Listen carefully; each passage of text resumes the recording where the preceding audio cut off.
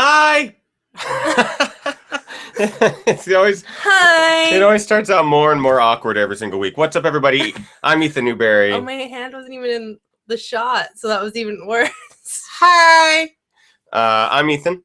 And I'm Kim. And welcome to another Ginger Runner Live, episode number 123. Both of us are under the weather. We both have colds. Cold. We both suffered some major coldage after just traveling all of June. Yeah. Basically not taking any downtime, training and traveling all through June. So we're a little under the weather tonight.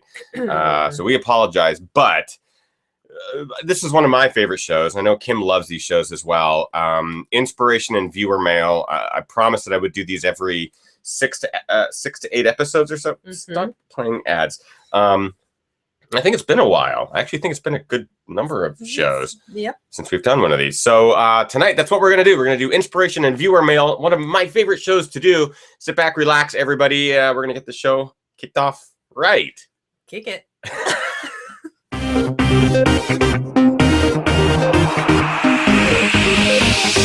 Ginger Runner.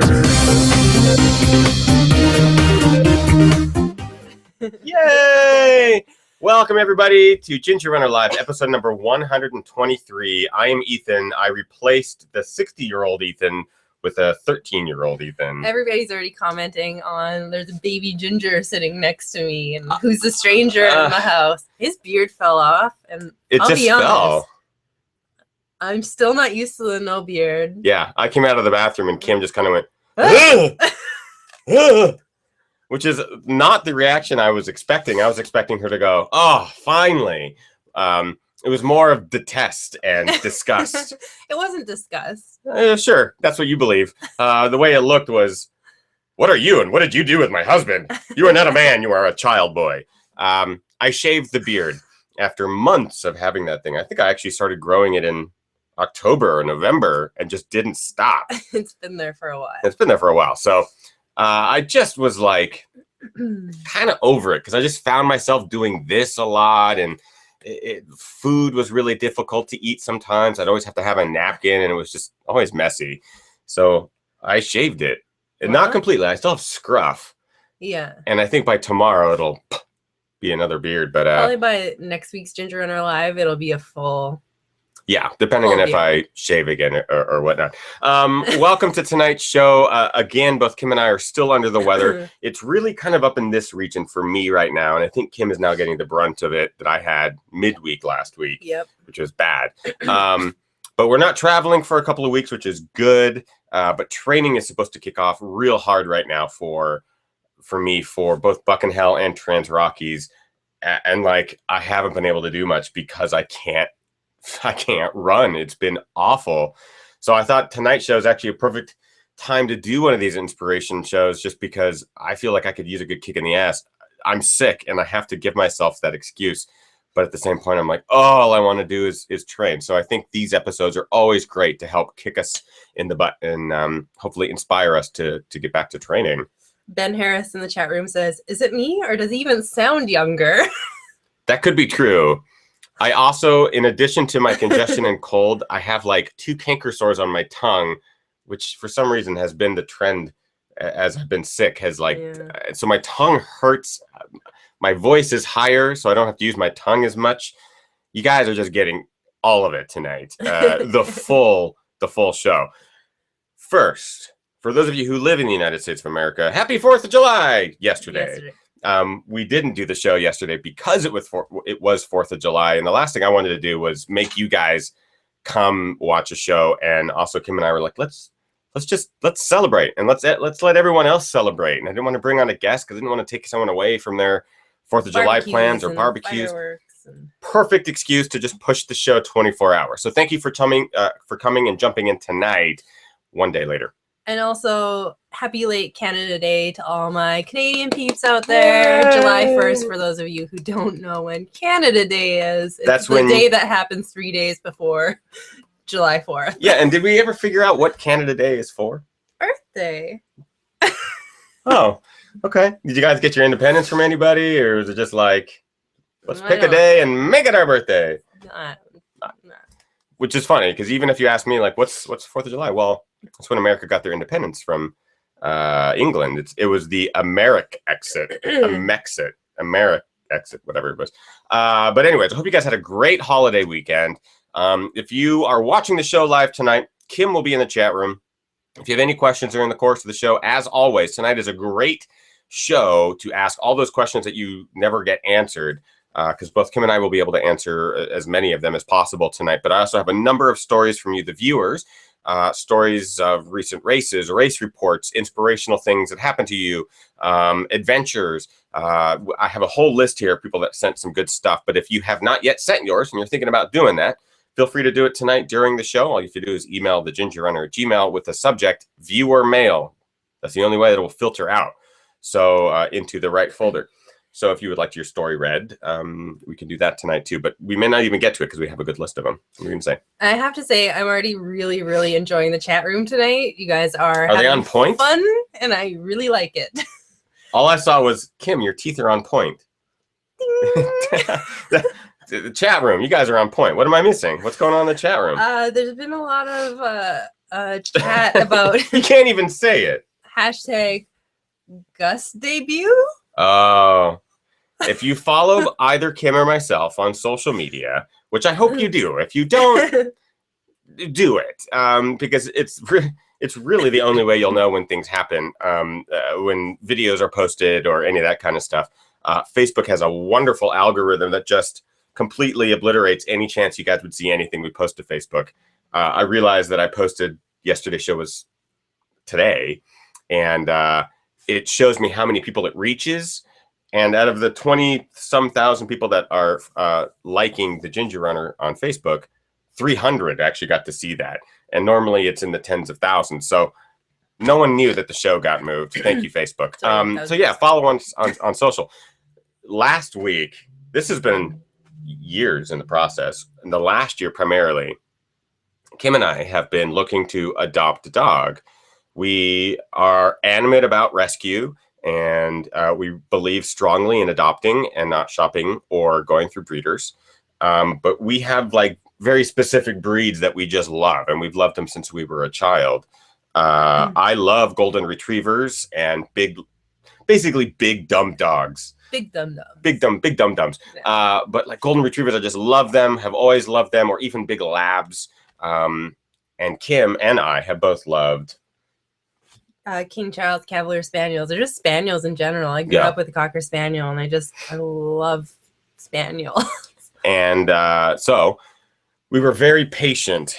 It was a long process trying to find one of these for adoption, because most often they get picked up or they are never up for adoption. Yeah. We got very, very lucky last week, and the Cavalier Rescue, Southern California Cavalier Rescue, is a fantastic organization. We've been following them, and we put in our application long ago, and we finally got an email back about a very specific dog, and our representative, who's fantastic, was like, hey, we've done our interview with you guys. We get who you are. We get that you're like this ultra outdoorsy couple and all that kind of thing.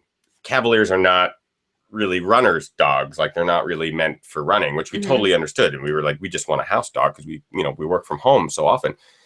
And she reached out. She's like, I have a Cavalier that is actually a big runner. Like, he needs to be run. And the home that he's in now just can't keep up with them. And both Kim and I are like, we got to see this guy. And we ended up adopting him. And he's right down here sleeping, which is typical of a runner dog. At some point, Gus. I might be able to get him to come up. Yeah, maybe Kim can get him to come up here. Come on, buddy. Come here, Gus. Jump. He's not going to jump up on Kim's lap, but he will need to be picked up. Ladies and gentlemen, Asparagus the Cav, a.k.a. Gus. Hey, buddy.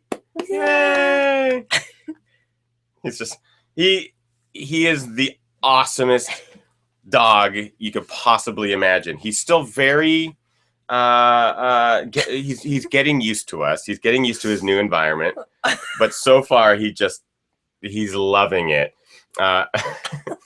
He's not afraid of heights. He has no shame in like falling off of things because Gus, hey, Gus, hey, buddy, can you shake? We're in the process of teaching him. Shake, shake, shake. Oh, that was an attempted shake. Yeah, that was an attempted shake. Good boy. Good, Gus. Good shake. So this is Asparagus, aka Gus. Just a little lover. Just an awesome, awesome dog. A new member of the family. We're very excited to have him. And this is his big on-screen debut. If you want to follow his shenanigans, you can do that. Right now, he only has an Instagram. And that is Asparagus the Cav for Cavalier over on Instagram. Go follow him. We're going to be posting photos and his adventures and stuff like that in the coming days, months, years. He is a 5-year-old King Charles Cavalier Spaniel that was rescued off the side of a road when he was a puppy. In Texas. Hi, buddy. Hi. And he is awesome. And we're very excited to have him as part of the family. He's got giant googly eyes. And that's pretty awesome, too. So that's his big... He can hang out as long as he wants. Okay. I'm going to put him down so I can get back in the chat room. Yeah. Gus has the largest shoe collection to chew on, is what Kimosabi says. I agree, but he's 5 years old, so he doesn't actually chew on anything. What's great is that he is a bit older and has already been house trained, puppy trained, like all that stuff, crate trained. Oh my God, he's going to steal the show. It should just be the Gus show. But people are already talking like another ginger in the family.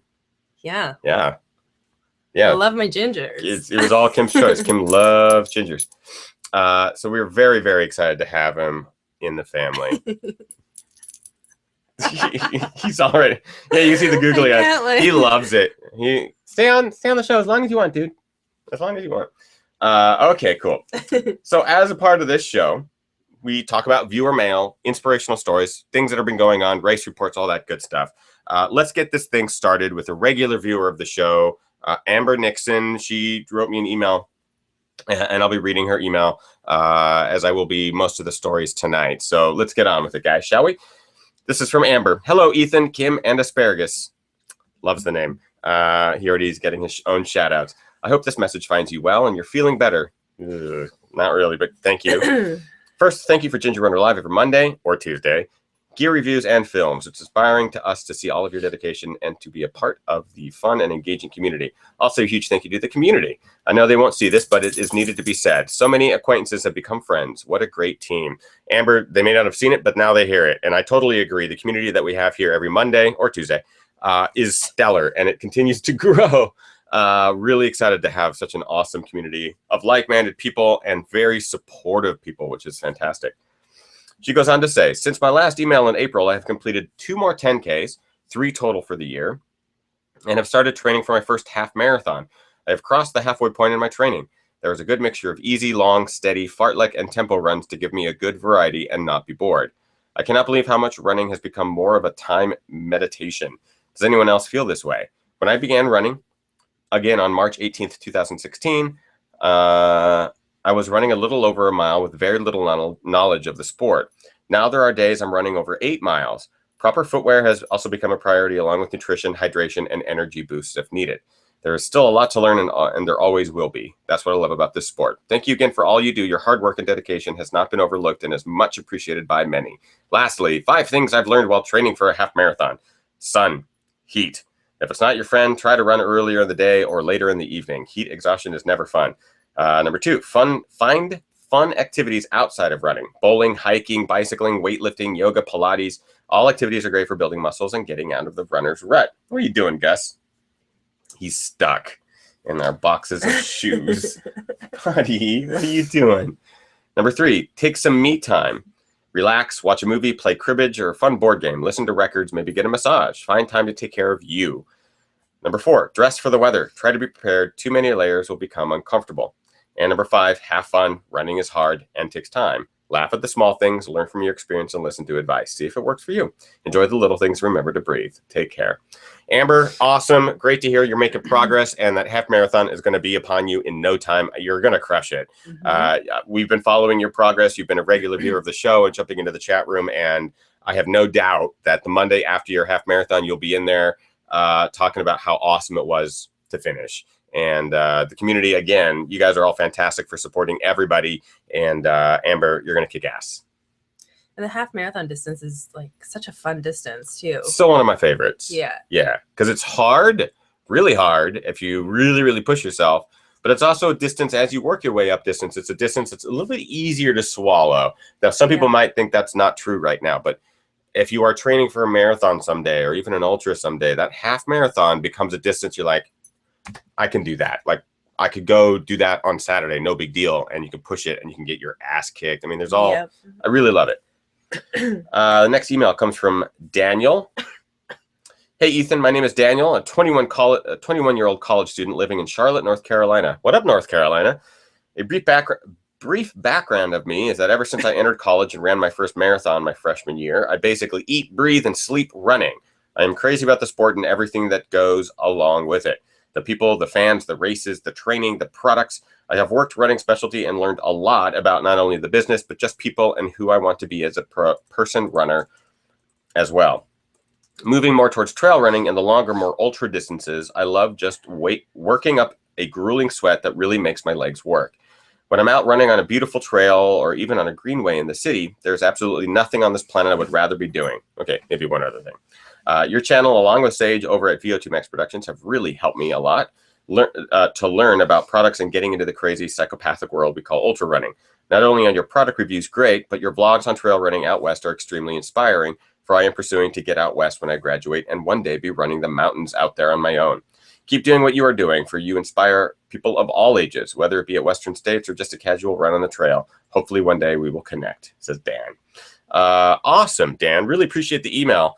And I love that there is a younger audience here. And there's a number of them on Patreon too. I had a Patreon supporter. I still do. He's still a Patreon supporter. I don't know why I said I did.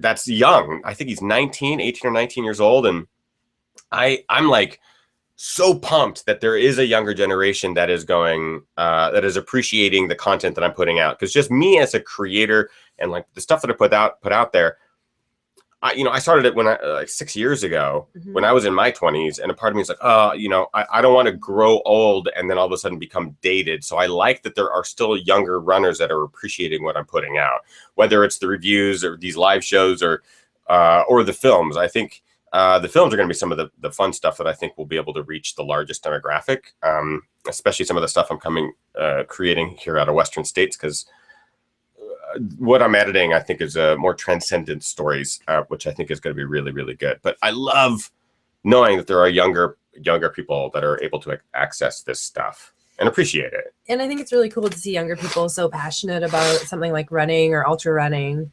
I've only been in the sport for a handful of years, and I really wish I was into it and passionate about it when I was, 19, 18, 17. And we have people kind of shouting out similar ages in the chat room when we have like, I'm 17, 19, 16 years old, 21 years old. Wow. And I think that's really cool because the demographic that follows you and that watches your stuff and appreciates your stuff is, a wide range. And I think it's really cool. Yeah. On the backside of YouTube, I'm able to see the demographic. So if YouTube basically gives you very rough statistics based off of what is the age of the most common viewer and what videos do they tend to gravitate towards. And I haven't really looked at those statistics and gone, oh, I have a niche demographic of 27 to 29-year-old males. I need to start focusing just on those guys. I really haven't paid attention to it, but I'm blown away that there are just younger people that watch this stuff. I think that's rad. And I know when I was 15, 16 doing cross country in high school, by the way, I've said it before, I sucked. I was not good at it. I wish we had some of that on film. No, you don't. Trust me, you do not. It is not pretty. I was not good. I think I would run the cross country meets and then I feel like I remember one where there was an ice cream stand and I stopped and got an ice cream bar and then finished or something. I don't know. I wouldn't be surprised if that happened every meet. But when I was that age, there was nothing like this. YouTube didn't exist. Any sort of online community didn't exist. There was no Let's Run or any of those forums. So this is kind of cool to see that there is a younger demographic that is even interested in this. Because I do get haters from time to time. Can you believe it? There are young-minded kids that just have so much ego. And I was there. I know what it's like. I know what it's like to be 16, 17, 18 years old and think that you are a god. I guarantee you, you're not. Even if you think you are not. But those kids come by every now and then, and they'll comment on a video or a review or something and spout the knowledge that their coach spouted to them, thinking that they know everything. I guarantee you that they do not. So part of me is like, oh, the younger kids, they just don't know what they have in front of them. They just want to hate it because it's cool to hate it. And to hear that there's kids, I don't want to call you guys kids, but teens, young adults in the chat room now watching the show. I'm like, that's fucking awesome. I just ripped my chair. Oh no, it's the Velcro. It's Velcro. I was like, I barely put weight on it. That is really cool. I love that. Stick around for forever, for your life. No, keep coming back. I want to hear more from you and from the younger demographic and find out, like, are you enjoying these videos? Comment on them and all that kind of stuff. Because I'm always really curious. Go ahead. And as much as I think that's really cool, Jesse Luna in the chat room just commented. And he said, I started running at 45 3 years ago. And I think that is equally as impressive. Absolutely. And cool. And to see, people of all ages and of all running abilities interested in wanting to get, wanting to interact and be involved. I think that's really, really cool. The younger generation, it's cool to be a hater. It's cool to hate on stuff because it goes against the grain. Believe me, I know. The older generation, or my generation or older, it's not cool to participate because you think you're already past the prime. Hearing that people we've gotten this before, where someone says, I started running when I was 60, or I started running when I was 65. It is possible. It is amazing. And those stories continue to inspire me. I think it is so awesome. Even my mom did her first 10K when she was in her 60s. Yeah. And a few years ago. It was just a few years ago. I remember that day just being so amazing because it was something that she never thought she'd ever do. But because of Kim, myself, my sister Heidi, and like our family just started to kind of do more events. 5Ks, 10Ks, all that kind of stuff. Then my mom was like, I don't want to do this too. I want to see what it's all about. So she did it. And my dad did it. Yeah, and they loved it. They loved it. They did it together. It was the coolest thing. There is no age. There is no appropriate age or any of that kind of stuff. Next viewer mail comes from another frequent viewer of the show, a big-time supporter, Kristen Winger. Here we go. This one's a bit long, but she also warns that it is also going to get mushy. So I have not read through it throughout the entire thing, which I am going to do now because I'm sure it's going to be good. At the end of 2014, after watching some of my best friends run their very first 50-miler and 100-miler, paced by my husband, I decided I was not just going to be the super fan anymore. Even though there is nothing in this world that I love more than to be supportive of my friends, family, or husband, it was time to set a goal and let me be the runner people were cheering for. I had run my very first 10K, finish at the 50-yard line of Foxborough Stadium. Sorry, Ethan, go Pats. I'll let it slide, but go Hawks. In July, and 7-miler Falmouth road race last August. I was ready to step it up. During the worst winter we have ever seen, I decided it was time to run my first half marathon. 2015 was going to be my year. I remember when I was looking for reviews for the Hoka 11 Bone Dies before the holiday season, there was a funny ginger I saw on YouTube. I'm guessing it was Kim. I searched him out and became addicted to his race and product review videos. It was then that I saw Altering Expectations for the first time. It was a game changer. I had my husband watch it with me and told him, I want to do this. I want to work hard, run far, and not care about what place or what time I finish in. Just finish, be grateful, and smile. As my first half approached, I reached out to you and Kim and told you the impact you both had on me and how thankful I was. I was shocked that you both got right back to me and wished me luck. Rock stars. Due to the crappy weather, 4 days before towing the line, my race was canceled. Kim saw my status and how bummed I was, and she reached out to me and told me I was ready and to not let this stop me. I then searched and signed up for the closest half I could find only 2 weeks after my canceled race. The morning of my race, my husband surprised me with a Train Race Beer t-shirt for me to wear after I completed my first half. I was so pumped. I not only completed the New Bedford half marathon, but I finished with a better time than I expected. I was thrilled. My friends had a post-race party and we all celebrated. T-shirt and beer in hand, I sent you guys a message saying thank you. Both of you yet again took the time to respond, and it was beyond kind of you to take a moment out of your day. for what I am sure at this point is getting annoying, and congratulated me on finishing. Who is better than you guys?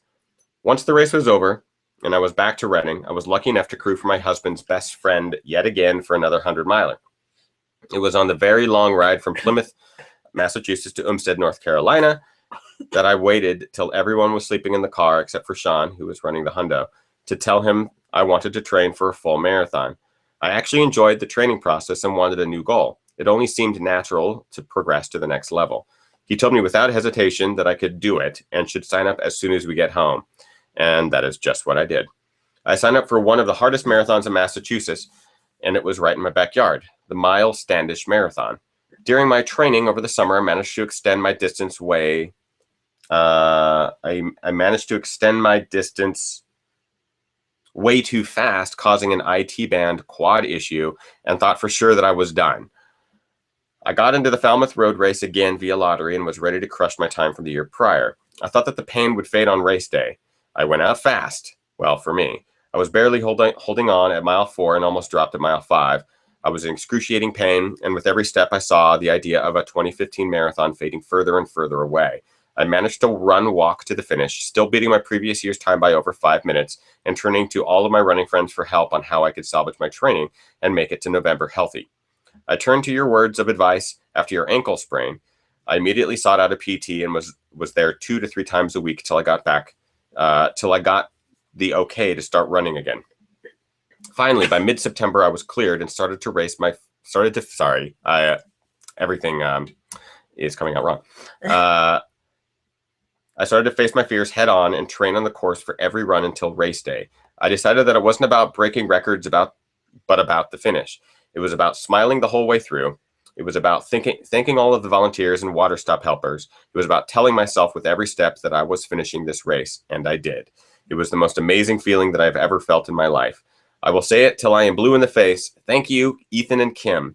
Thank you so much for everything you have done and continue to do. I am a proud OG Patreon supporter, Facebook follower, Instagram viewer, and avid podcast listener. You both have helped me come so far. In my group of friends, including my husband, I am the slowest, most overweight, and newest runner in the group, but I now know that I worked just as hard, I put in the time just like them, and I enjoyed every moment in my journey just as much as them. I pride myself as being the most supportive. I had let doubt eat me alive for so many years. Now I embrace doubt, otherwise I'll never truly know what you're capable of. My most sincere thanks, Kristen Winger from Plymouth, Mass. You rock, Kristen. I remember your emails, and you've submitted videos, and you've been a Patreon supporter now for a long time, and I know your story, and I know this how things played out. It's awesome that I get to share this story now with the public because it's incredibly inspiring.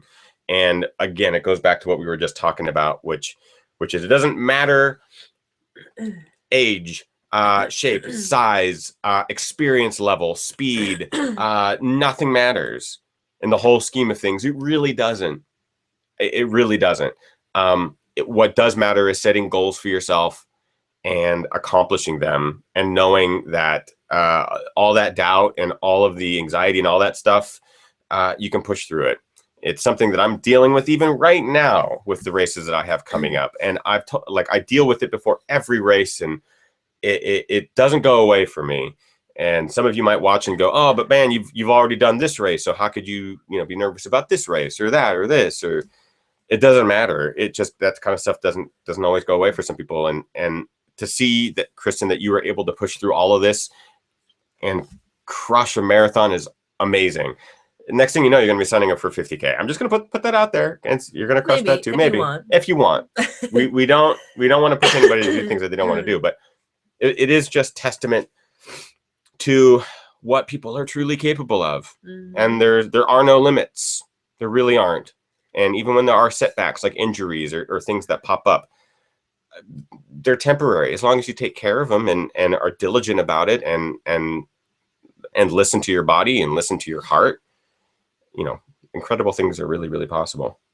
I love that story. I love that story. And I hope it inspires some of you out there, maybe who are maybe just running 5Ks or 10Ks, and maybe you want to do something bigger, but don't think you can. You can.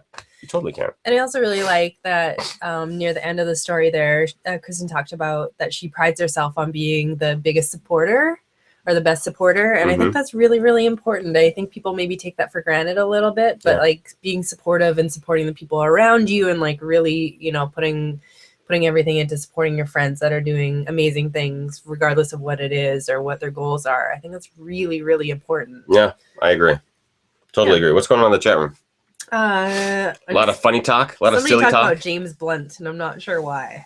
James Blunt. I think I've gotten the comparison before to him.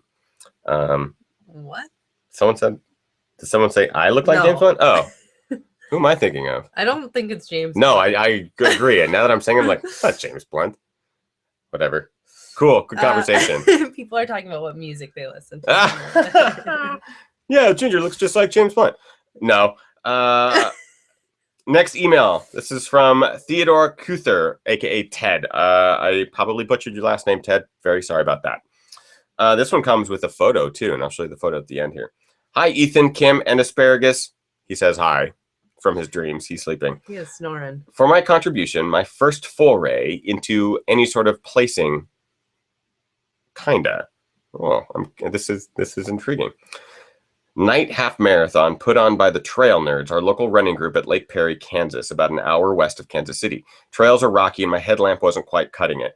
Temps were in the 80s and humidity was super high. I was soaked within the first 3 miles. Things were great for the first 9 or so miles. Then I got really lightheaded and had to focus on getting water and calories in me for the walk run to the finish.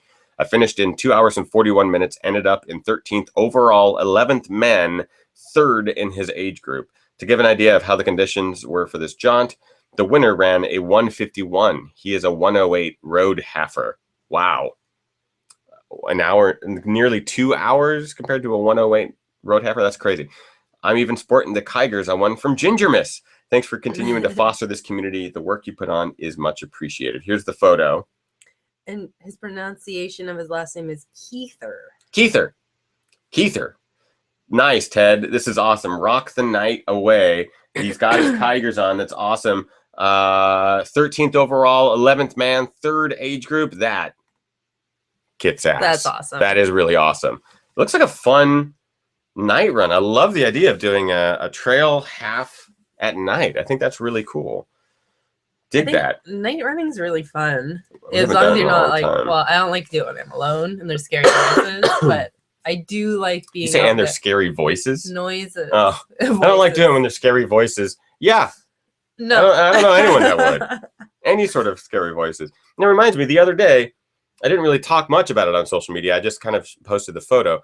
When I was running up in the Verdugo Mountains, which is kind of behind our house, I have never had such serious big cat vibes before.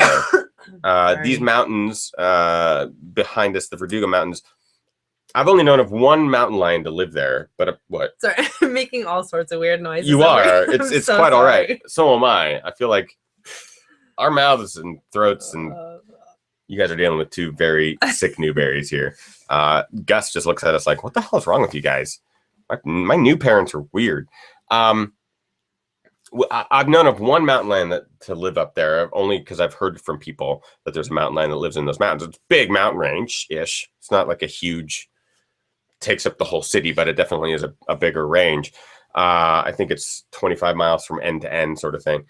But then we've seen recently that there are more cats in those mountains that are untagged. They just saw a female that doesn't have a collar. Yep. So there are, and then someone else was like, oh yeah, there's lots of little cat dens throughout those mountains. So now it seems that there's more than just one mountain lion up there, which is interesting. But on this most recent run, I've never felt such like serious big cat vibes. Just the vibes are like, you feel like you're being watched. Things don't feel right. You kind of, my head was on a constant swivel. And I've run this trail a number of times. There were no humans out on the trail anywhere. It's a pretty quiet trail. Like even on I feel like even on busier days, like once you get up there, it's quiet. I've never not seen a person. The parking lot was empty. And this was on Saturday or something. This is on Saturday. I remember. I've never seen the parking lot that empty. I've never not seen a human, even on like what is going on? You okay? Are those sneezes or coughs? I'm trying to not hack into the camera. I don't even know. Cough. It's okay. We're sick. It's better than, because I don't know what that is. I don't think they do either. Carry on. She has no reaction. So no humans, no animals. There's no birds, no snakes. There's no lizards. It was overwhelmingly creepy. I never saw a mountain lion, but I sure as hell felt like I was being watched. I did see paw prints and scat. Oh. But that was higher up, and I just figured they'd been there for a long time. Right. And I don't know. I always feel like when you get those feelings, like whatever the feeling is, so there's like cat feelings or just like something feels wrong. Yeah. It's usually time to, well, in my books, it's usually time to like peace out. Yep. Yeah. I told myself, oh, just get, because I was still sick, so I wasn't feeling great, and it was hot. So I was like, oh, just get the 3 miles, turn around, and go back. And it took everything in my power to just get to the 3 miles because I was so uncomfortable. It's like, ugh, I shouldn't be going any deeper into these mountains. I don't feel right. I did. I got to 3 and I turned around and came back. But I ran down pretty good. I did not have any strength left in my legs just because I was sick. But yeah, I was like, run. Don't be food. Stephen Fellows in the chat room asked, Ethan, were you wearing the Tigger dripper at the time? Would that have drawn them to me, or would that have been like, oh, he's one of us? The old Tigger dripper, hydration backpack. Yeah. Classic old school ginger runner. All right, here we go. Another email from Marcus Kyleberg. Marcus says, hey, Ethan, this spring I ran my first and second 50K. The first one in my hometown. I live in Sweden. I love the fact that we have a Swedish audience. One, I really want to go to Sweden. Yeah, me like too. Desperately. And two, Swedes are pretty cool. The first one in my hometown, I live in Sweden, on a course with ruthless and endless little hills that murdered my quads. I had a tough last 10 miles and was unable to finish sub 5, but it was a great experience. I was recently interviewed by Scott Johnson on the podcast Ultra Finishers about the race. The episode will be out in late August, I think. The second race was in another city. I traveled alone to the race and had the most amazing day. I wasn't even going for a PR, but I felt so good that I was able to push hard all day. The last 10 to 12 miles were really steep, however, so I missed my sub 5 again, but still managed a PR. I wrote a bit for the races on his website, which is ultramarcus.com. Marcus is MARKUS.com. So go ahead and check those out if you go to ultramarcus.com. Looking forward to the live show and to see Gus. Marcus, thank you. Again, I love hearing from people from around the world. This audience is big. The community is huge around the globe. Every time we do like a new round of the head wraps and stuff like that, we get to see very clearly where the demographic lies. And I'm blown away with how many overseas orders we get. I would say it's more than half. Like more than half of the last round of wraps went overseas, and a huge demographic went to, or a huge portion of them went to Sweden, Germany. A lot of England, had some Spain, Philippines, Vietnam. Really cool to package these things up and go, this is going to go to a country I've never been to. That's really neat. That's it. Ben Harris in the chat room asks, what's the email address? So I don't know if Ben has something he wants to email or email a story in. So if you want to just relay. It's thegingerrunner@gmail.com. And pretty easy. Headline needs to be subject. Viewer mail. Make sure that the subject on the email is viewer mail. Make sure you do that. Where did they go? Okay. Do you want to take a couple of viewer questions? Or yes, are you please. Open to that? No, okay. Yeah, I got a couple more emails here, but yeah, bring on the viewer questions. Dayton Bath asks, Ethan, would you ever try the Barkley? I feel like I maybe have answered this during the Barkley Marathons episodes. Would I ever attempt it? No, maybe. Really, guys, it's so outside of my wheelhouse. I am not really strong, and like you look at people like Gary and Jared Campbell and witnessing that this year firsthand and seeing the carnage that comes in after 30 hours of people only like completing one loop and stuff. Yeah. I am in no way, shape, or form anything like those guys. If you think I'm tough, I'm not. It just goes to show how tough those guys are. So even if I like had some inkling of like, oh, I want to prove how worthy I am and how tough I am, and I want to do Barkley, I guarantee you I wouldn't finish. And someone who says that they wouldn't finish is not someone that should be attempting Barkley. Truth. The only person that should even attempt Barkley is someone that can say with a straight face that they would finish it. Otherwise, what's the point of even trying? Yep. And that's what they say there too. They are fully embracing of the fact that you should not attempt this race unless you are fully capable of completing the 5 loops. That's it. Yep. So maybe not. Maybe. Okay. Maybe I will. No, I won't. If they had a race that was Dear Laz, hi, it's Ethan. I don't know what I'm doing. If they had a version that was just a loop, that would be like super challenging. It would be so challenging. But that is something like, oh, maybe I could get a loop done. Just for the record, Hal Corner, one of the most experienced ultra runners on the planet, finished 1 loop, went back to his tent, and did not come out. I did not know this. It was the talk of the campground. It's in, I think it's in Hal's book, or it's in, I forget whose book it's in, but Hal got a loop done and was like, nah, got in his tent and would not get out. I don't blame him. I think they wanted him to come tap out on the gate, and he wouldn't do it. He just like came and turned in his pages and went to the tent and was done. Like that's what kind of course this is. And he is a beast. Yeah. So yeah, that's it. Any other viewer questions? Yeah, question from Ryan Campbell.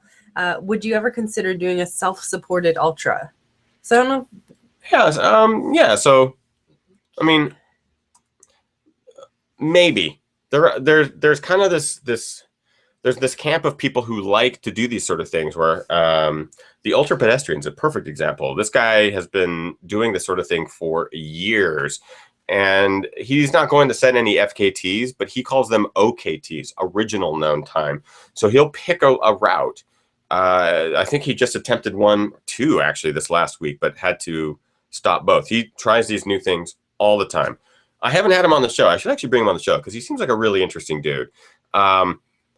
These are really big undertakings where he'll do like yo-yo courses where, hey, here's 100-mile out and back. So it's 200 miles. And he's all self-supported. So he'll carry his pack with all of his stuff, food, drink, filtration devices, sleeping things. And he'll go on these long treks where he'll just push and push and push until he comes back and finishes it. And these are his OKTs, original known times, because he's usually the only person that has done these sorts of things.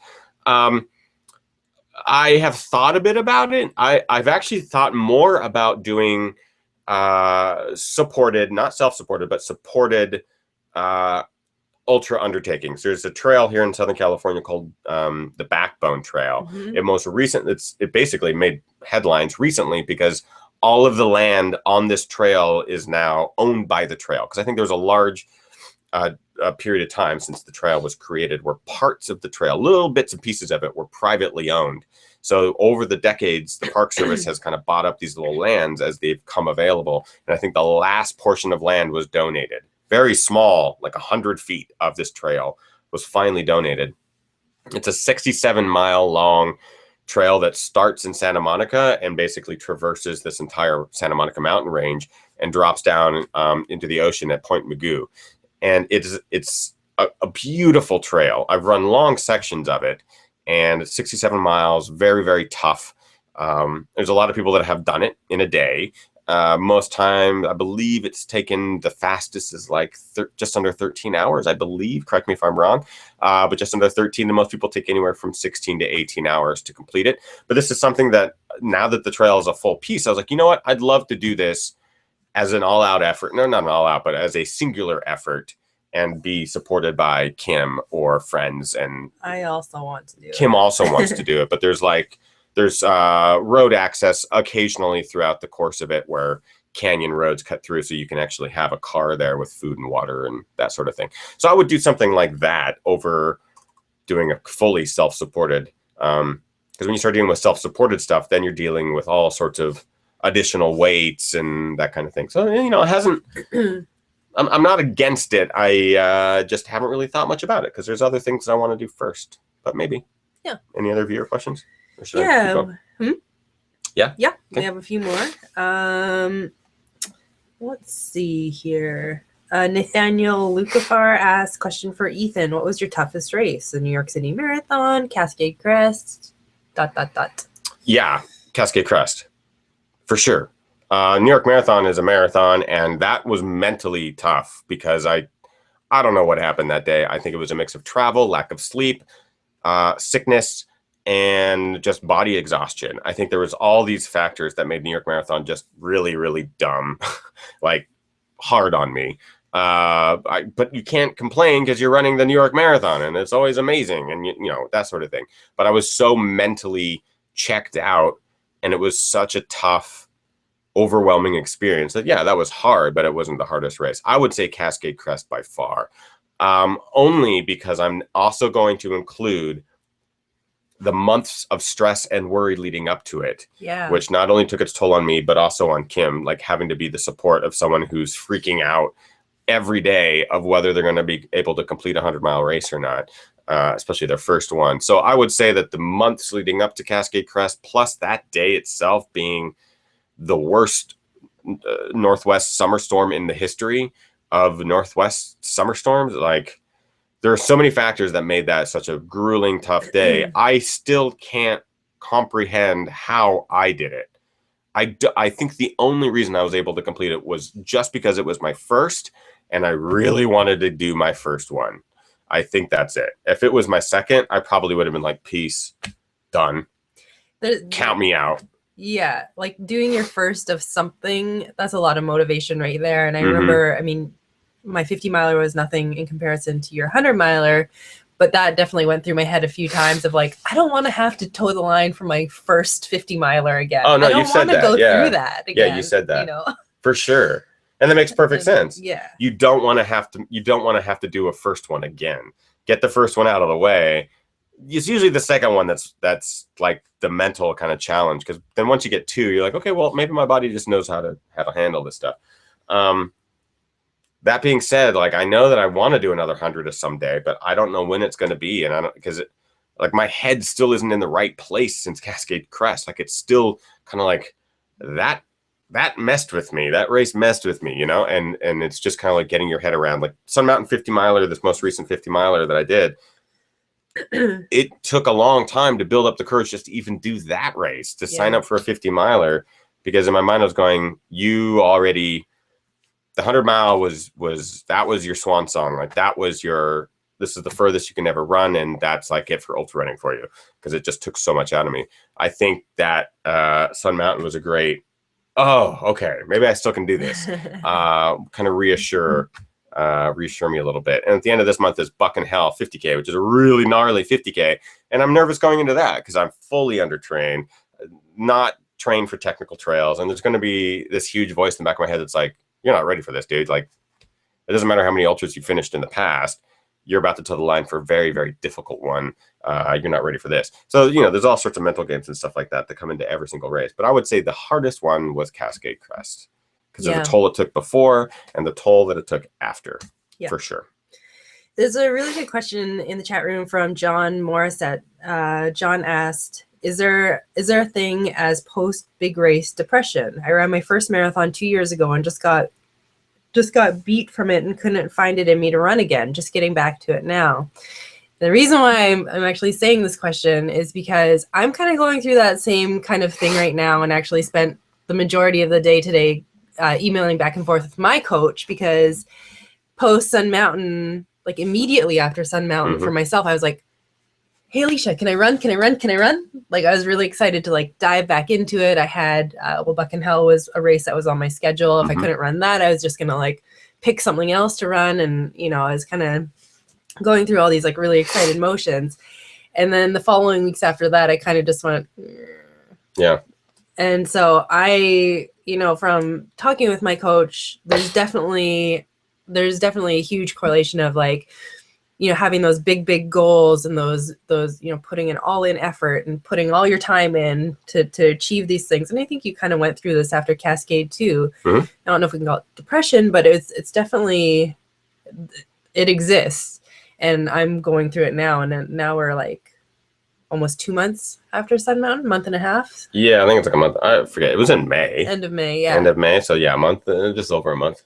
Yeah. So I'm not a doctor. We're not doctors, but I definitely. Oh, we're doctors. Yeah. I don't know. I'm a doctor. Here's my stethoscope, the thermometer, top hat. That's it. The doctors wear top hats these days. They sure do. But yeah, I think it's a very real thing, and it's something that I am currently struggling with right now to kind of find that mojo and find that passion again. And for me personally, it's kind of been about not just putting races on my schedule for the purpose of putting races on my schedule, but trying to find something like a race that I'm passionate about doing. And I think I've kind of chosen that at this point. Yeah, it exists. For sure it exists. In my mind, I was going, well, not for everybody. What you can't do is compare how you feel to how other people feel. There are, I have friends that race all the time, that race at least once a month, whether it's an ultra or a marathon or half marathon. They do something like that every single month. And you look at them and go, man, do you ever have any like down moments? Even if you have a rough race, you seem to always just be right back on the horse training and getting ready for the next race and stuff like that. Not everybody can do that, first of all. And they're like, especially with elites, they aren't going to really publicize the negatives because it doesn't really behoove their image to publicize maybe when they're post-race depression or any of that kind of stuff like that. It's not a glamorous thing to put that out there. There are some that break that mold and be like, hey, fuck it, I have terrible post-race depression or any of that kind of stuff. I think it exists. I think after every race, especially recently that I've run, at least in the last year, you go through those lows where you build so much anticipation and you dedicate so much of your time and energy to building up for this race. Cascade, again, going back to that, is a perfect example of months of my life and all of my energy and like our relationship. Not that it was ever strained, but I would constantly go to Kim to support me. Like, oh, I'm having a terrible day. I feel totally stressed out. And Kim would have to sacrifice certain things to help me feel better. You know what I mean? So all of that sacrifice, energy and everything builds up to this moment. And if you get it done, then it's like, oh, it's the best feeling ever. Now what do you fill your life with, right? So you feel like this emptiness after a race. And especially if it's like the first time you run a certain distance and it is like a marathon or beyond, you put so much energy into these ultras that when they are done, you are inevitably going to have a void that will need to be filled. And I think the best advice that I could give is just to like live in that for a while. There is no race to get into another race, right? So there's no rush to get signed up for another marathon, to get signed up for another 50K, or to get signed up for another 100 miler. I think all that does is it makes your cycle harder to break. And I think what you really need to do is give yourself those breaks to live in those moments where it's like, oh, fuck, training's hard and all these sort of things. I'm going through that now too, because Sun Mountain for me was also another big like build up, because it was the first ultra marathon since Cascade Crest. It was the first 50 milers since before Cascade Crest. Yep. And so for me, I also like all of June was travel, and it was tough to not get right back into training, but it also was like just not happening because of travel. Like it just wasn't going to happen. So now we're suffering the consequences with sickness and also feeling that like, oh my God, I got races coming up. Like, how am I going to handle these new races? It's been real tough. And I've had to sit and like think about like, well, what's important to me right now? Right. Is racing important to me, or is it training, or is it, being healthy and like spending time with my family? And like, we just spent a month traveling.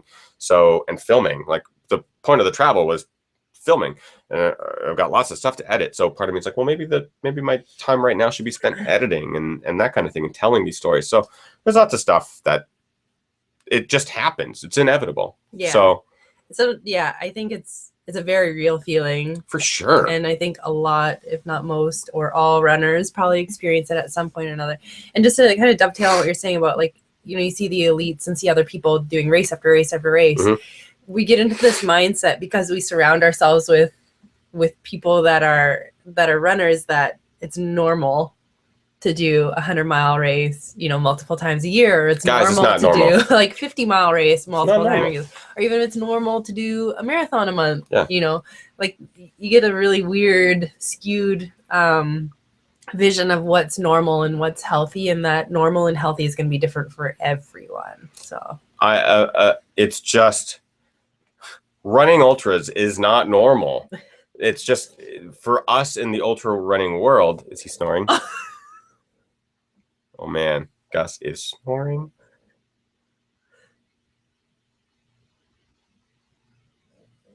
You probably won't be able to hear that. It's really cute. But in the ultra running world, it might seem normal for ultra runners to run ultras all the time. The reality is running ultras is not like totally normal. Give yourself a chance to recover. Give yourself a break. In the years that I've been doing it now, which is not many years compared to some of the people who have been doing it since the 90s and the 80s, again, don't compare yourself to them. It just, like, you don't need to be running races every single month. You don't need to be running ultras every single month. There are a few humans on the planet that can do that. And to compare yourself to them is dangerous. My buddy Jeff Browning, I've had him on the show before. We got to hang out at Western States. And before that, he is a phenom in the sense that he can do these things and has been for over a decade, and can just power through. Because he just knows what it's like to feel pain. He also really strives to do these huge endurance events all the time. I will never be like Jeff Browning, and it takes a lot to, like, because I so want to, I want to be able to run hundreds like Jeff Browning runs hundreds, and I want to be able to run 100 a month, or I want to be able to run a 50-miler a month and not feel any of the repercussions. The truth is, he is one human on the planet that can do that. And, there's a handful of them, and I'm just not one of them. And it's okay. That fear of missing out is okay. Yeah. You're not really missing out, except on like pain and suffering for 24 to 48 hours, so it's okay. Relax.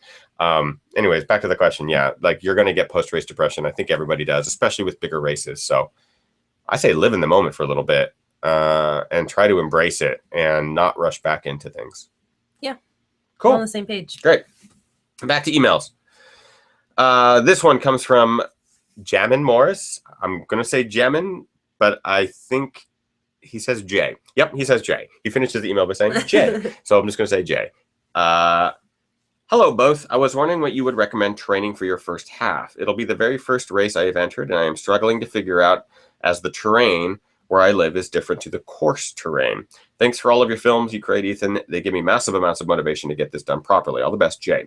Okay, great question.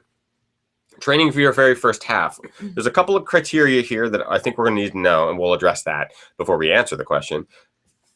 Is the half a trail race? Is it a road race? Right. I think that's pretty much it. So where you live is going to be different than the course terrain. So does that mean that you live in city, or do you live in the mountains and you're training for a city half? I think that's kind of the first criteria. I'm going to answer this question as though you are training for a trail half marathon, but yet you live in a place that does not have the types of trails that you were training for. That's what I would think. That's what I would think as well. The other version would be Jay's in the chat room. Maybe Jay's in the chat room. But that's how I'm going to answer the question. One, if this is your first race of this distance, then you should be dealing with like a base amount of mileage. And I would say for a half marathon, you can get away with. Again, we're not coaches. We're not training this. Have to preface that because we have had many amazing coaches on the show before who I would highly recommend you go seek out before us. But only speaking from our experiences, that's where we're coming from. As far as a half marathon, I would say you could get away with training. Cough you. Thank you. With distances anywhere from 8 to 10 miles. Those miles after 10 will tend to, they're going to hurt, but you'll be able to do them if you're training with the 8 to 10 mile long run. Maybe even an 11 or 12 mile long run before the half marathon. So if you kind of work your way up to those distances for your long runs, that should be a great base. If it is a trail half marathon, and you are only able to train in a city, find one. It's going to matter how much elevation gain there is on this trail. If there's a lot of it, if we're talking like 3,000 to 6,000 feet of gain, that's only up. That's not change. That's all up for the half marathon. I would highly recommend you plan at least 1 or 2 weekends where you drive, where you need to drive to train on trails. Just having that familiarity under your feet, doesn't have to be the race course, but having a familiarity under your feet of what it's like to run on trails for a long run will be hugely beneficial to your confidence and to your physical confidence going into that race. Yep. If that is impossible, let's say you have no car, you have no transportation, you are restricted to New York City, and you are training for a race in Colorado. Stairwells, bridges, car parks, anywhere where you can get gain, where you can get elevation up is going to be hugely beneficial to you, and doing repeats on that.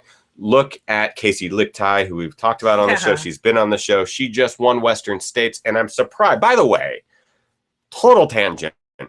The fact that Nike has not given her props is mind-blowing, that a Nike athlete won the most prestigious and historic 100-mile race on the planet, and yet there is no mention of it.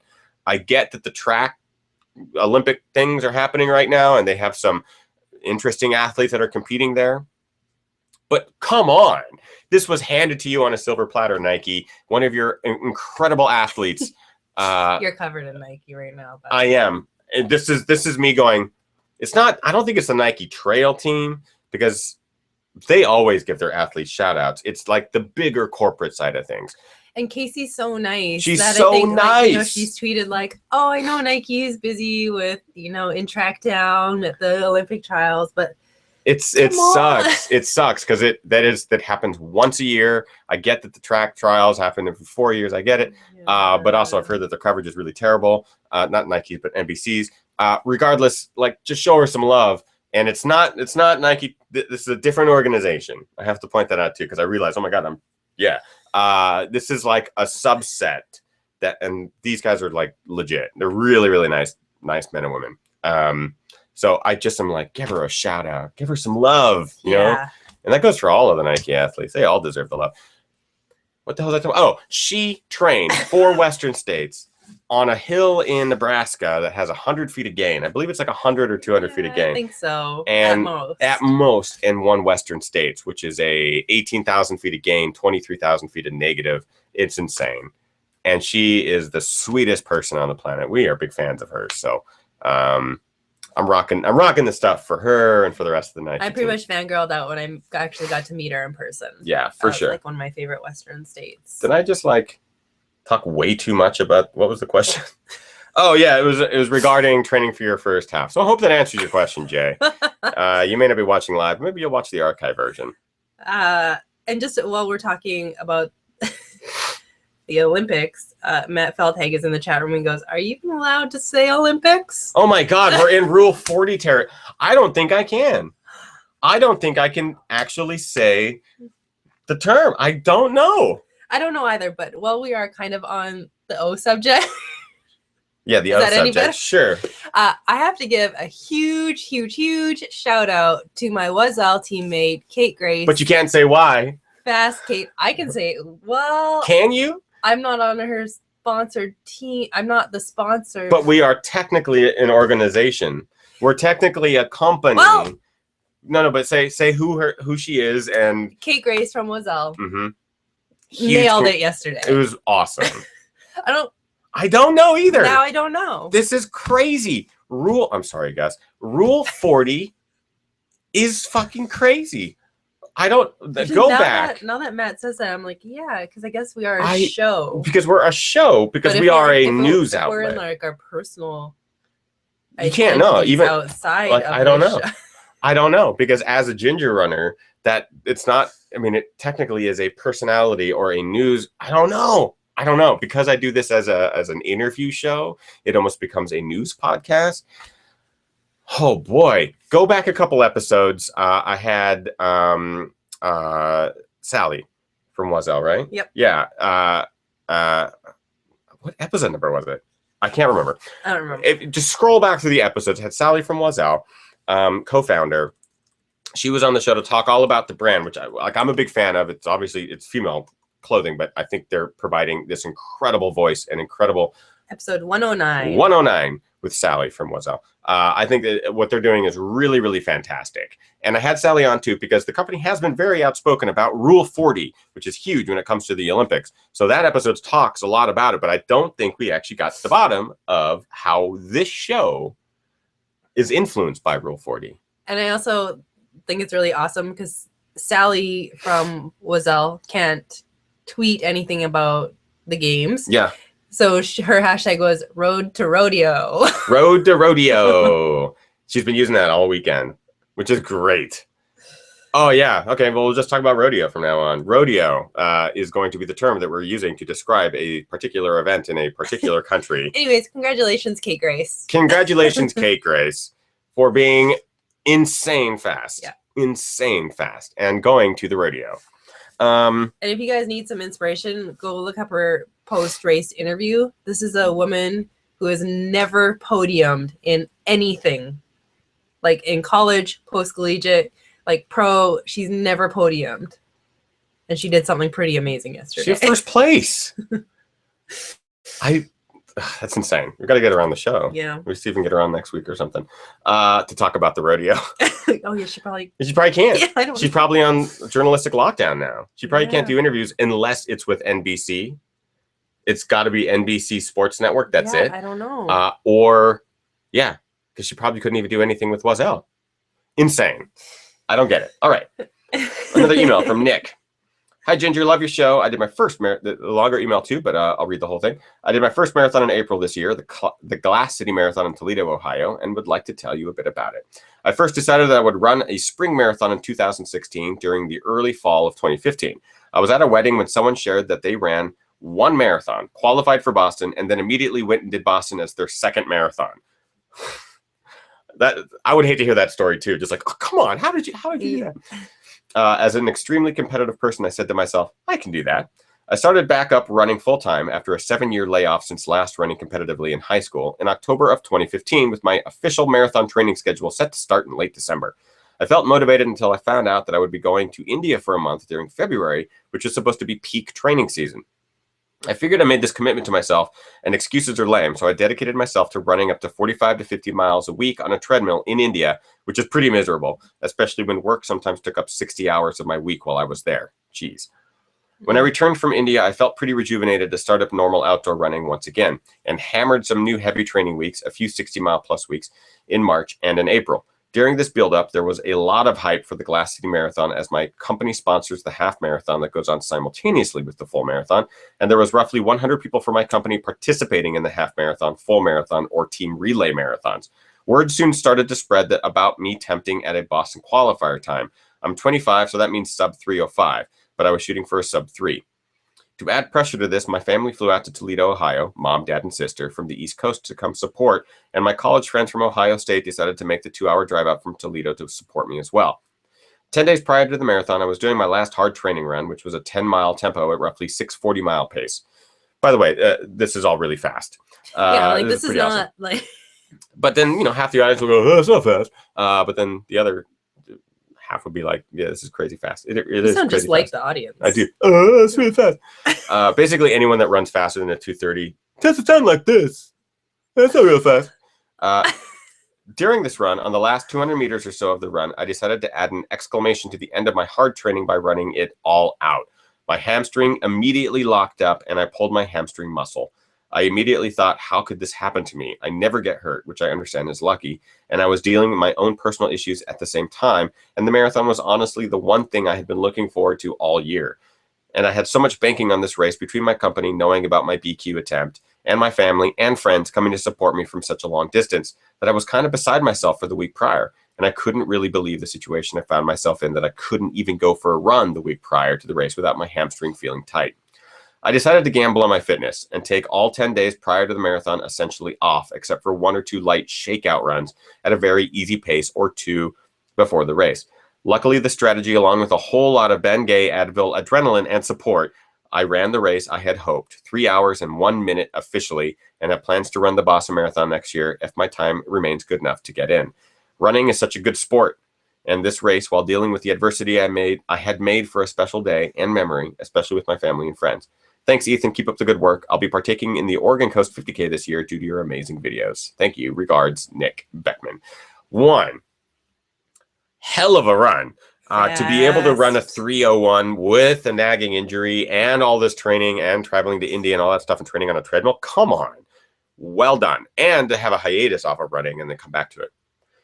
Two, you're too fast. You need to slow down a bit. You need to like chill out, be more casual with your runs. No, but for real, congratulations. Hopefully you do get into Boston. I know it gets so competitive now that they have that waterfall style registration where it doesn't matter if you beat your own age qualifying time. It actually is by how much now you beat it, which gives you priority in getting in. So I hope you get in. I think you'd be pretty good with a 3:01. Giving you 4-minute buffer between you and the qualifying time. There will be a lot of people that will get a 3:04:59. So yeah, 3:01 should be pretty solid. Hopefully you get in. And then report back on how the Boston is. Huge congratulations to you. I hope that your friends and family and coworkers gave you the love that you deserve, because that was a pretty good run. Congratulations to you. I wish I could run. I think my qualifying time was like a 3:10 or something. I would love to do that. I don't know what mine is, but I know it's like way damn fast. Way damn fast. Like way damn fast. I feel like I could train and still never qualify for Boston. Yeah, it's. I mean, I like to think that I can push myself and that I'm growing as a runner, but that's still like it's pretty fast. As a runner and as someone who's run road marathons, of course the Boston is a goal, and I would love to qualify and get in that way rather than. Like through charity or you can get in via means that are not necessarily qualifying. So I would love to run Boston that way. It would take for me a year. Like I guarantee it would take a year of hard training to even get a qualifying time. I'm guessing at least a year. Like my base is good. It's the speed that is not even close. So that would be a goal of mine. I think at some point for sure is to qualify for Boston. Maybe next year. I always talk about it. I'm like, oh, next year's the year I'm going to do the Boston year. I think that takes like a lot of road focus. Oh, it's all road. Yeah, for sure. Trails would have to take a huge hiatus for me. I don't think I'm willing to do that. I know. Trails they have so much happiness in them. So I don't know. It's definitely something that I'm interested in too. It is definitely a challenge and a worthwhile one for sure.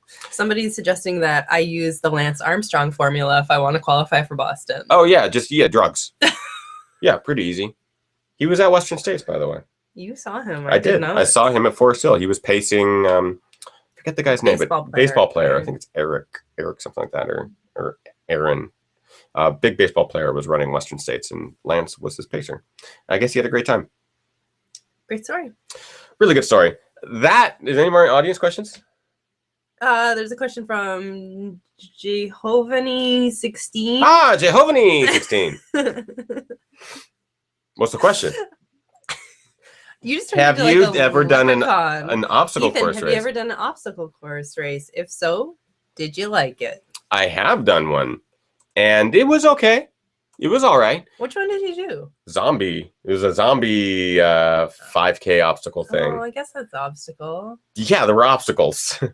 There were like mud pits and zombies. There were zombies. There was an added element of you had flags. And the zombie portions, they could come take your flags. Basically, they were sprint portions where you had to out-sprint the large hordes of zombies that were coming to steal your flags. If all your flags were stolen, you were out of the race. I made it with both of my flags. But yeah, congratulations. Thank you. I survived the zombie apocalypse. There were huge obstacles, like big things to climb and slide down and big pits of water, mud, terrible things. It was fine. It was fun. I did it with a group of friends, and I think that's what made it fun. Is there any interest in doing a Spartan race or any of those kind of races, which is essentially the same thing, but the obstacles are a bit different?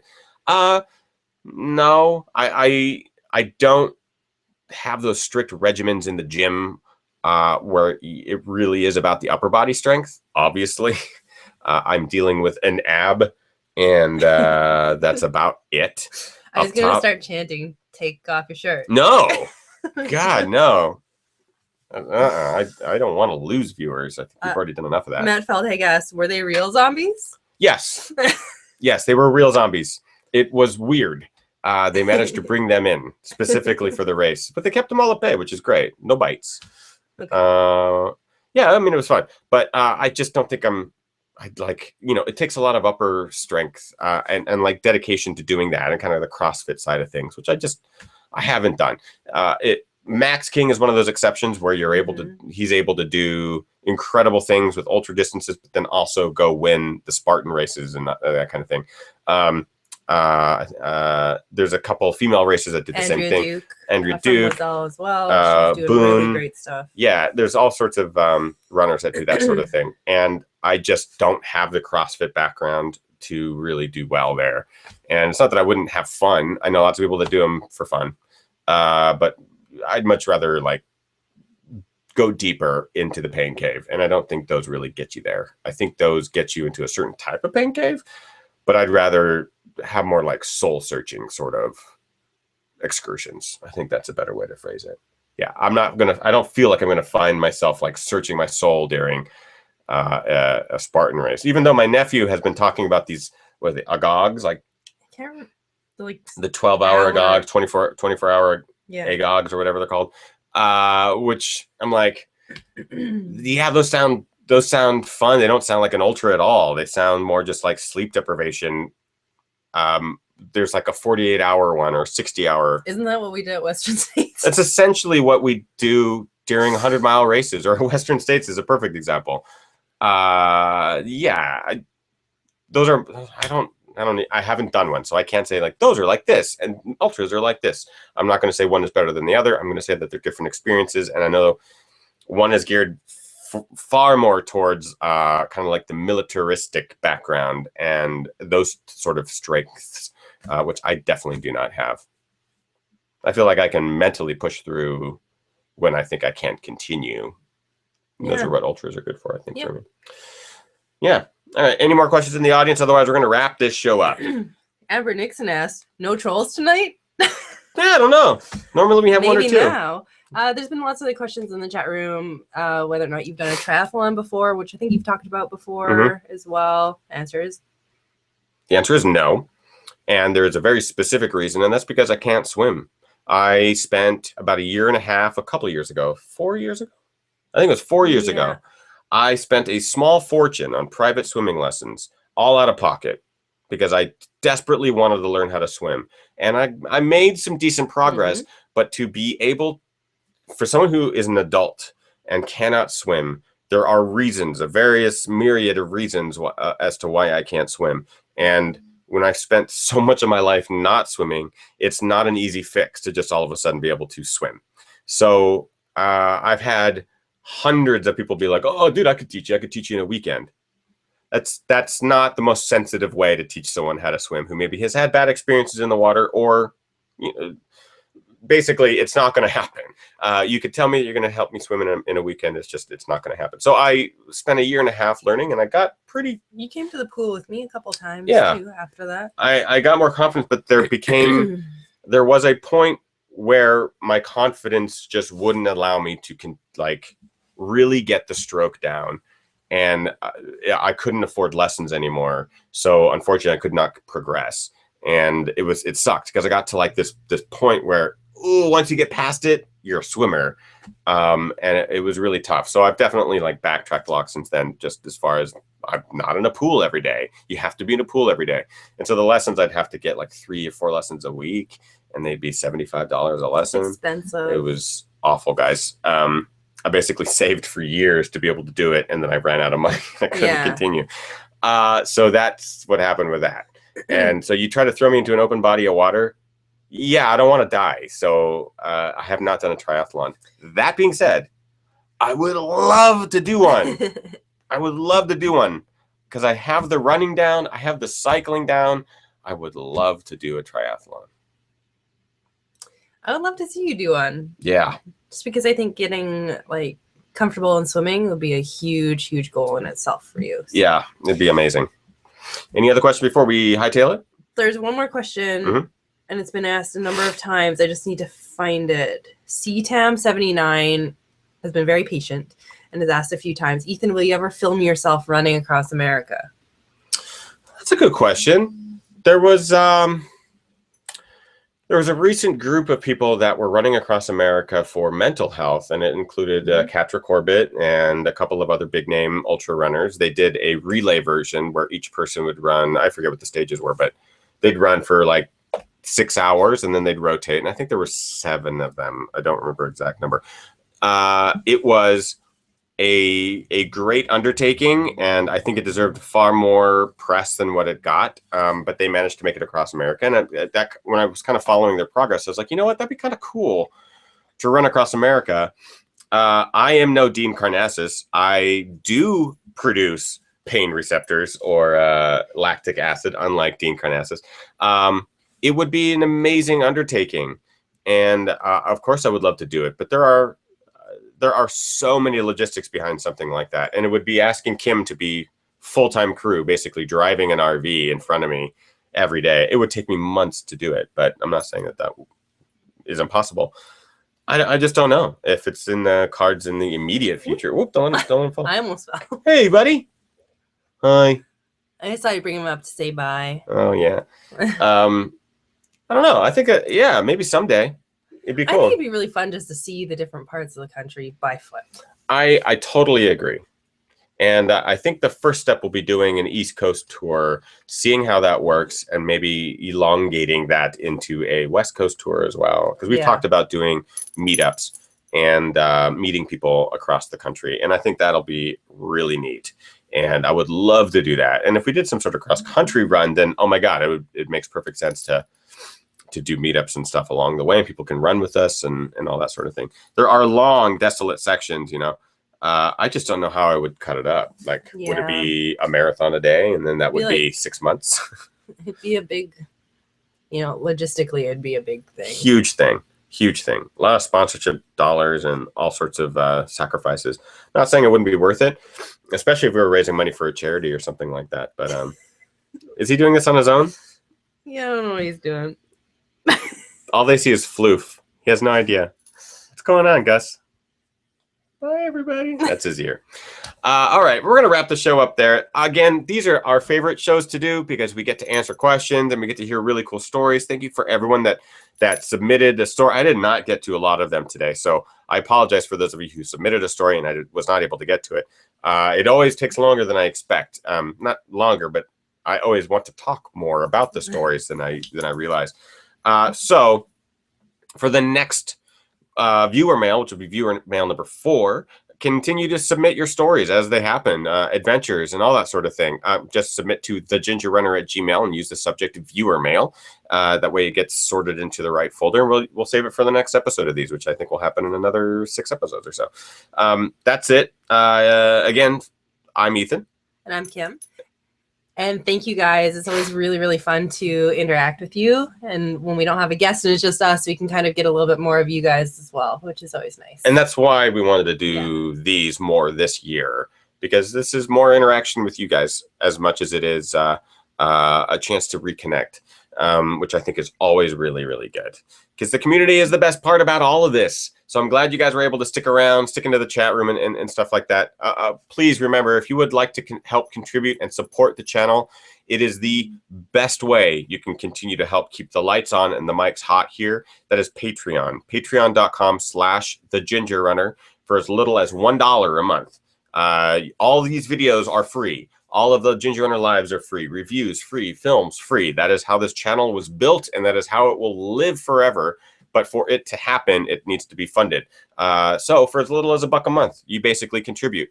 And you get some cool perks on the back end depending on what level you submit at. And I'm kind of revamping everything right now. Like, we're basically starting to push out more stuff to you guys on Patreon starting this month.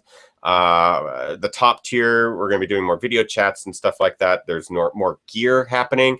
Finally, since we're not traveling and we actually get to stay and work for longer than 24 hours, there will be many, many things happening in the coming weeks that I would like you to keep your eyes open for. Not just Patreon side of things, but also on social media, Facebook, Twitter, Instagram, all of that stuff, including the very first virtual race. That is going to be popping up this month, and the window for registration for that will be a couple of weeks. The event itself will be later this fall, but I'm very excited about that finally happening. A virtual race that anyone from around the globe can participate in, and we will be sending really cool swag, including the very first ever Ginger Runner t-shirt that I'm really stoked on. It's not going to be through Zazzle or any of the other sites or anything like that. It will be a high quality running t-shirt with a custom made graphic, and I'm so excited about them. I'm so excited. It'll include that plus other really cool things. So stay tuned for that. You are not going to want to miss it. Subscribe to the channel, youtube.com/thegingerrunner, and social media, The Ginger Runner or Mile Long Legs. That's it. Find us both. Follow us both. And follow Gus on Instagram. He's licking his balls. He doesn't have balls. Those. He's licking his other part. Asparagus the Cav on Instagram. That's it.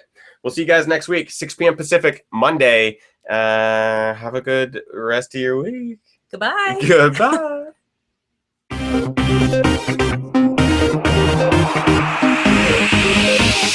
Ginger Runner.